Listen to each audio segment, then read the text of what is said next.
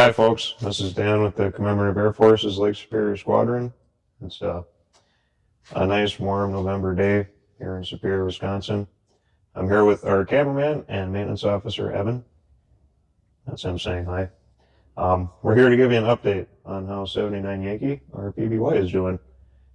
As soon as we get back to working on 79 Yankee here, our next step is to remove the steel attach points that the landing gear attaches to.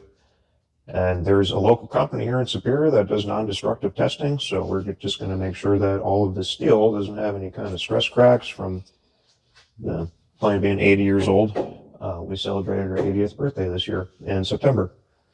So we'll do non-destructive testing on the steel attach points, and then before we go to put them back on, we're going to finish cleaning up the wheel wells and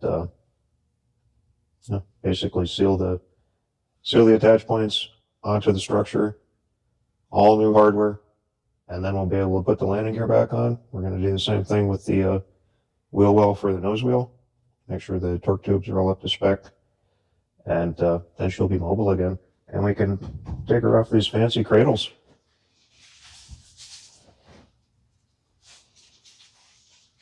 One of the other things that we're going to continue working on is the actual paint removal from the plane. We've done a lot of work inside the engineering tunnel just to get the 7 to 8 layers of paint off the hardware so that we could facilitate actually taking the hardware off without burning our tools. We still have a little bit of paint to remove from the superstructure that the wing sits on.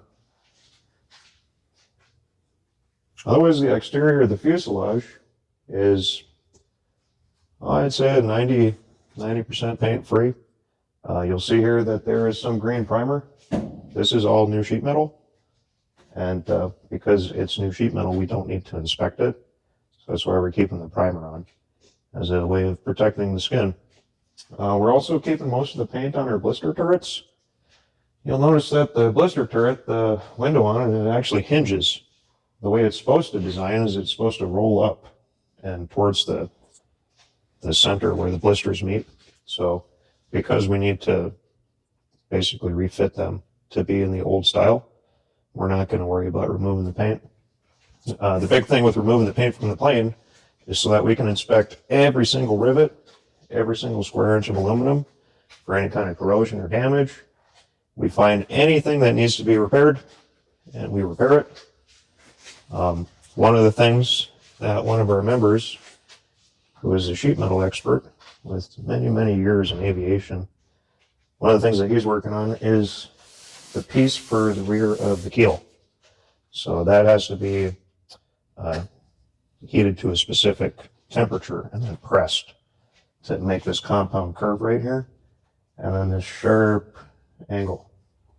So it's a rather complicated piece that takes some delicate work. The next step is to finish blasting the interior of the plane. Pretty much everything from here, where the ventral gunner sits, that's all going to be easy. But as you get into the tail, very tight spaces, and you can see that there's still paint on the stringers, the bulkheads, the inside of the skin. So we want to remove all of that paint just to facilitate further inspections and replace anything that needs to be replaced.